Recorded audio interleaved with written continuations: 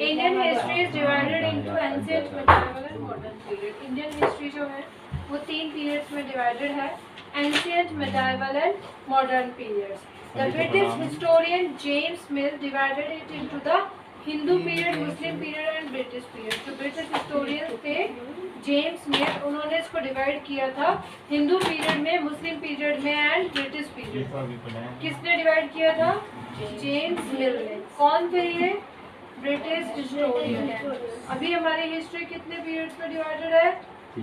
3 periods, 3 periods. कौन कौन से? Ancient, medieval, modern. ठीक है। The timeline is based on certain characteristics of the time. जो टाइमलाइन है हमारी टाइम की कुछ कैरेक्टरिस्टिक्स पे बेस्ड है, and its central features as they appear to us. और उसके कुछ फीचर्स पे जो हमें दिखाई देते हैं, and are not limited to the predominant religion alone. जो किसी धर्म से प्रीडोमिनेंट नहीं है, किसी पर्टिकुलर धर्म से, right. The medieval period of Indian history stretches from 8th to 18th century. जो medieval period है इंडियन हिस्ट्री का, हम उसे 8th सेंचुरी से 18th सेंचुरी के पीरियड को मानते हैं medieval period। ठीक है। कौन से पीरियड को? 8th सेंचुरी से 18th century. 18th, 8th to 18th, 1000 years का पीरियड, 10 सेंचुरीज। 1000 ही तो हो गया। 1 सेंचुरी में कितने? 100। तो मैं 1000 बोले। बस वही तो बात। This period is further divided into, इस पीरियड को फिर हमने डिवाइडेड कर दिया। द अर्ली मेडिवल पीरियड यानी 8th to 13th सेंचुरी। कौन सा है? Early medieval period. The first half of this period so the rise of Rajput. जो अर्ली मेडिवल का जो फर्स्ट हाफ पीरियड है, इसमें राजपूत का जो राइज अप है वो दिखाया जाता है, which was followed by the Muslim invasion in India. जिसमें इसके बाद फिर इसमें मुस्लिम इन्वेजन होता है इंडिया में, ये इसमें पीरियड में आता है। The later medieval period from 13th to 18th। जो लेटर मेडिवल पीरियड है वो 13th से 18th सेंचुरी का है। द ग्रेट दिल्ली सल्तनत, ये जो दिल्ली सल्तनत थी हमारी मुगल वाली, ये हमारी इसी पीरियड में आती है। And establishment of Mughal empire किसमें आता है? लेटर मेडिवल में। तो जो अर्ली मेडिवल पीरियड में राइज ऑफ राजपूत एंड जो सक्सीड होता है राजपूत के राइज अप के बाद क्या आता है? मुगलों का इन्वेजन। ठीक है। 18th to 13th century. अभी मैं चेक करूँगी बेटा question.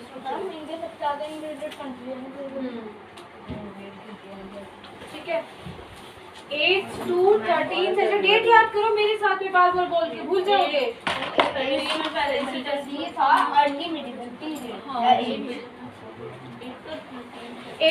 8th to 13th period early medieval. क्या था इस अर्ली मेडिवल की खासियत क्या है? इसमें क्या बताया जाता है? Rise up of Rajput, then success, उसका बाद में सक्सेशन क्या है?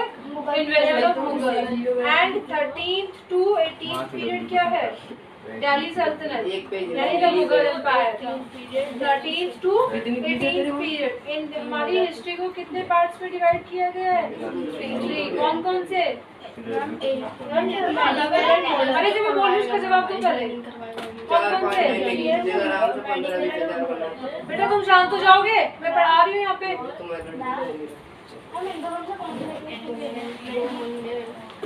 दोनों सेम ही है। इसका ये न्यू वर्जन आ गया है पुराना वर्जन। इसके बस किनारे से ले जाओ। नहीं न्यू ले लो, पुराने ले लो, दोनों में बात। मुझे ऐसा लग रहा है तुम्हारी आवाज ज्यादा आ रही होगी वहाँ पे बैठे बैठे, मेरी आवाज कम जा रही होगी।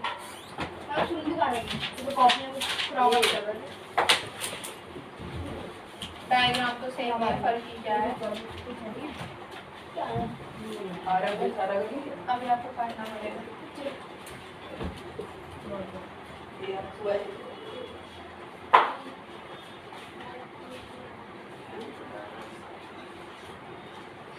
Many changes took place in these 1000 years। इन हजारों सालों में बहुत सारे चेंजेस आए मेडिवल पीरियड के। The Indian subcontinent reach a high level of prosperity. काफ़ी प्रोस्पेरिटी के हाई लेवल पे पहुंच गया था। Which lead to major development, जिसकी वजह से काफ़ी डेवलपमेंट हुई। ठीक है। प्रोस्पेरिटी मतलब पैसा, धन, ठीक है, ठीक है। तो इसके काफी अमीर हो गया था इंडियन सब कॉन्टिनेंट, इसीलिए इसे सोने की चिड़िया भी कहते थे, पर ठीक है। अंग्रेजों को थोड़ी चिड़न होनी। Major developments. The medieval period was a period of change in every sphere. ये जो medieval period है हमारा, इस टाइम हर चीज में चेंजेस आए थे, जैसे पॉलिटिकल चेंजेस भी हुए, सोशल चेंजेस भी हुए, कल्चरल चेंजेस भी हुए, रिलीजियस एंड इकोनॉमिक चेंजेस, सारे तरीके के चेंजेस हुए थे। Many Rajput kingdoms came up, जैसे मैंने बताया ना मेडाइवल पीरियड के अर्ली जो फर्स्ट हाफ मेडाइवल पीरियड है, इसमें राजपूत का राइज अप हुआ, तो कैली बहुत सारे राजपूत किंगडम्स बने इसमें। दे वर वॉरियर्स, वो योद्धा थे, and fourth to increase their empire, अपने एम्पायर को बढ़ाने के लिए वो लड़ते थे, ठीक है। India so many invasions during this period, India ने बहुत सारे इन्वेजन्स देखे इस पीरियड में, बहुत सारे इन्वेजन्स देखे थे।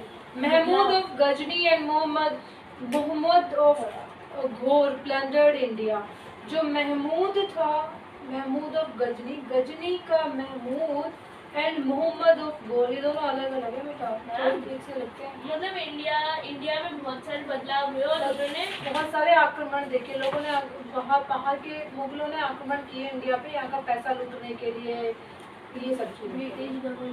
ब्रिटिश गवर्नमेंट बाद में आई, मेडाइवल में अभी मुगलों के आक्रमण 3 सेंचुरी के बाद आए थे वो।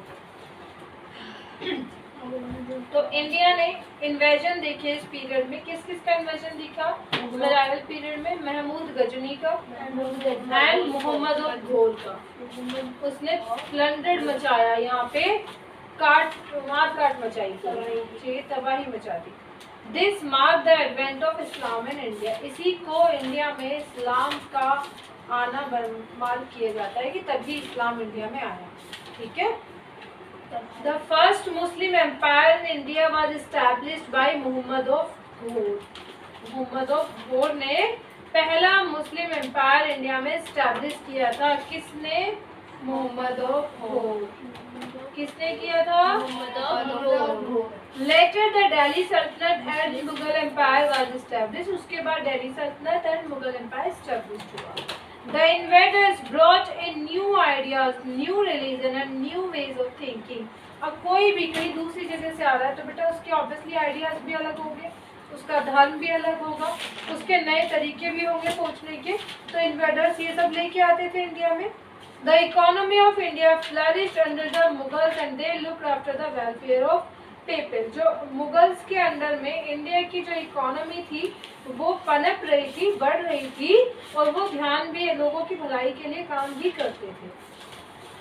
Many new technologies were introduced like the Persian wheel in farming. बहुत सारी नई टेक्नोलॉजीज इंट्रोड्यूस हुई थी, जैसे फार्मिंग में पर्सियन व्हील इंट्रोड्यूस हुआ, and the spinning wheel in weaving textile weaving में स्पिनिंग व्हील इंट्रोड्यूस हुआ। Many forest were cleared for agriculture, खेती के लिए बहुत सारे जंगलों को काटा गया था।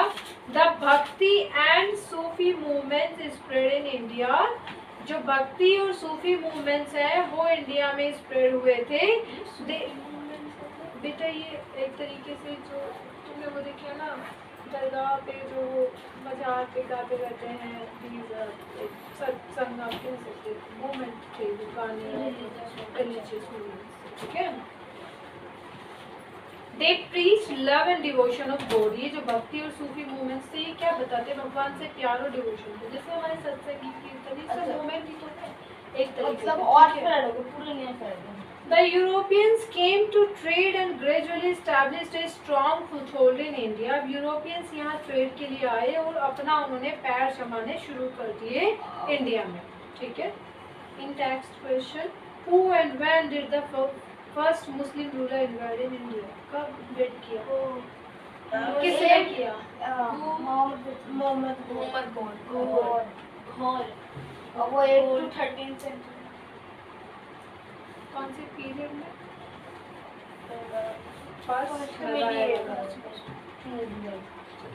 डेवलपमेंट्स एंड रिलीजन में डेवलपमेंट्स। मैं दक्ष को चाहती हूँ, दक्ष तुम भी थोड़ा बहुत सुन लिया करो बेटा साथ में, बहुत सारी चीज़ें ना याद हो जाती है सुन के। बेशक हम नहीं पढ़ रहे हो किसी क्लास में, फिर भी सुनना अच्छा है, ठीक है। डेवलपमेंट्स इन रिलीजन, धर्म में developments. Hinduism also underwent numerous changes, Hinduism में भी बहुत सारे चेंजेस आ रहे थे। न्यू डाइटीज वर वर्शिप, नए देवी देवताओं की पूजा की जा रही थी। Also the Hindu kings considered it their religious duty to construct temples, और जो हिंदू राजा थे वो अपनी धार्मिक ड्यूटी मानते थे मंदिरों को बनवाना। The caste system continue, caste system चलता रहा। It was during this period that the Bhakti and Sufi movements became which stressed on love and devotion of to God. अब यही वो पीरियड था जब भक्ति और सूफी मूवमेंट शुरू हुआ था, जहाँ भगवान से लव और डिवोशन को काफ़ी स्ट्रेस किया गया था, उस पर जोर दिया गया था। दे प्रीच्ड, वो क्या प्रीच करते थे? Universal brotherhood and equality, universal भाईचारा और समानता, ठीक है, मतलब भाईचारा और समानता, भगवान से प्यार करना, सब ब्रदरहुड को। How geography affects history, geography history को कैसे अफेक्ट करती है? The land and its location contribute to the life, ये जो लैंड है एंड जो उसकी लोकेशन है ये किसी लाइफ को कंट्रीब्यूट करती है। And history of the people, लोगों के हिस्ट्री को कंट्रीब्यूट करती है। It influences social, culture and economic development. बेटे कहीं का अगर लैंड अच्छी होगी, ज्योग्राफी अच्छी होगी तो एग्रीकल्चर भी अच्छा होगा, इकोनॉमिक डेवलपमेंट होगा, लोग रहेंगे, पॉपुलेशन अच्छी होगी, बहुत सारी चीज़ें डिपेंड करती है ना। The Indian subcontinent has distinctive features, इसकी कुछ अलग फीचर है इंडियन सबकॉन्टिनेंट के। दक्ष कितने क्वेश्चंस हो गए हैं, कितने बचे हैं? सारे हो गए? Which was significant in contributing to its history, जो हमारे इसकी हिस्ट्री को कंट्रीब्यूट करने में सिग्निफिकेंट यानी इम्पॉर्टेंट है। India is a peninsula bounded by the ocean on 3 sides. आपको पता है इंडिया एक पेनिनसुला है जो 3 साइड एक ओशियन से बाउंडेड है।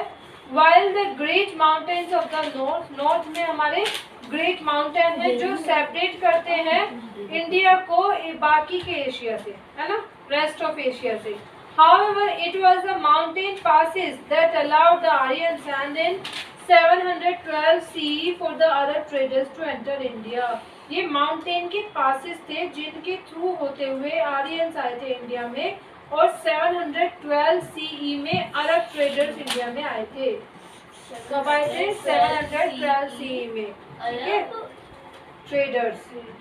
इन 1001 CE में द अरब आर्मीज इन्वेड करती हैं थ्रू द खैबर पास। कौन से पास से?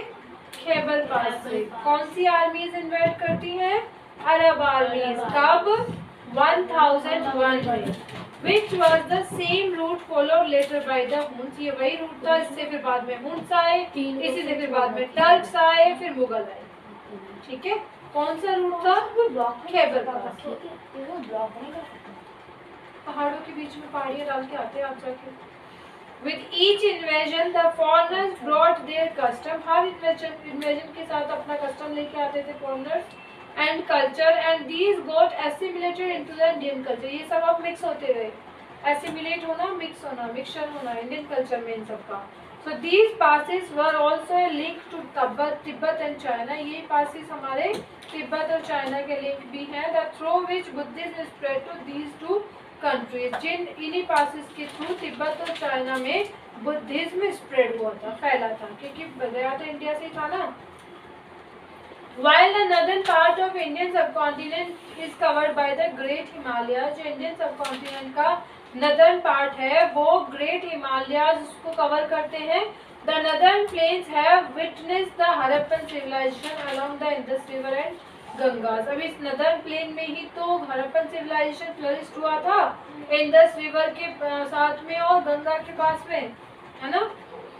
Great cities like Prayag and Kannauj came up in northern plains where the geographical features were more advantages. ये जियोग्राफिकल फीचर्स यहाँ पे काफी एडवांटेजेस रहे हैं, ये नदर्न प्लेन में ही है ना। The Himalayas brought enough rainfall to make the plains fertile to feed these cities. Himalayas में से काफ़ी बारिश होती थी इन सिटीज़ के प्लेन्स को फर्टाइल करने के लिए, वहाँ की मिट्टी को उपजाऊ बनाने के लिए, है ना. In text questions, can you name the 3 water bodies which surrounded India? कौन कौन सी water bodies हैं? Indian Ocean,